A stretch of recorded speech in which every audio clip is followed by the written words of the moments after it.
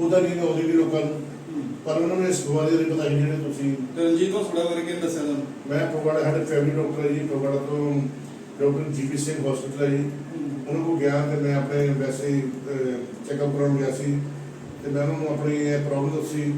ਉਹਨੇ ਕਿਹਾ ਬੇਟਾ ਹੁਣੇ ਇਸੇ ਵਕਤ ਰਣਜੀਤ ਹਸਪਤਾਲ ਜਾ, ਈਵਨ ਕਿ ਆਪਣੇ ਘਰਦਿਆਂ ਨੂੰ ਵੀ ਨਾ ਦੱਸੀ, ਆਪਣਾ ਫੋਨ ਸਵਿਚ ਆਫ ਕਰ ਲਾ ਕਿ ਇਸ ਤੋਂ ਪਹਿਲਾਂ ਤੈਨੂੰ ਕੋਈ ਫੋਨ ਕਰੇ ਕਿ ਵਾਪਸ ਆ ਜਾ, ਤੈਨੂੰ ਕੁਛ ਨਹੀਂ ਹੋਇਆ, ਤੂੰ ਬਸ ਉੱਥੇ ਚੱਲ ਜਾ, ਮੇਰਾ ਨਾਮ ਲੈ ਕੇ ਬਸ ਤੁਹਾਡੇ ਕੋਲ ਆਇਆ। ਦੱਸ ਮੈਂ ਪਹਿਲੇ ਤਾਂ ਰੋਇਆ ਬਹੁਤ ਚੱਲੀ ਜੀ ਡਾਕਟਰ ਸਾਹਿਬ।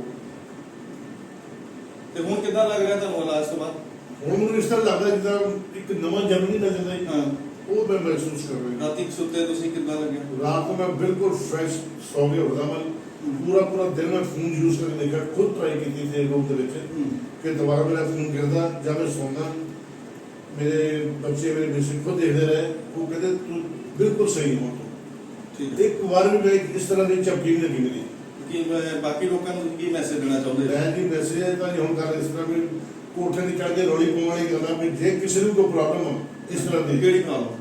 ਇਹ ਸੌਣ ਦੀ ਜਿਹਨੂੰ ਨੀਂਦਰ ਆਉਂਦੀ ਆ, ਰਾਤ ਨੂੰ ਘਰਾਟੇ ਵੱਜਦੇ ਆ, ਕਿਸੇ ਸਾਹ ਰੁਕਦਾ ਵਾ, ਉਹ ਫਟਾਫਟ ਰਣਜੀਤ ਹਸਪੀਟਲ ਜਲੰਧਰ ਜਾਓ ਜੀ, ਆਪਣਾ ਚੈੱਕਅਪ ਕਰਾਓ ਔਰ ਆਪਣਾ ਇਲਾਜ ਕਰਵਾਓ। ਔਰ ਕੋਈ ਟੈਬਲੇਟ ਦੀ ਕੋਈ ਗੋਲੀਆਂ ਨਹੀਂ, ਕੋਈ ਕੰਟੀਨਿਊ ਦਵਾਈ ਨਹੀਂ ਖਾਣੀ ਜੀ। ਜਿਹੜਾ ਤੁਸੀਂ ਇਲਾਜ ਕੀਤਾ ਮੇਰਾ, ਮੈਂ ਤੁਹਾਡਾ ਬਹੁਤ ਬਹੁਤ ਸ਼ੁਕਰੀਆ। ਓਕੇ, ਬਹੁਤ ਮਿਹਰਬਾਨੀ।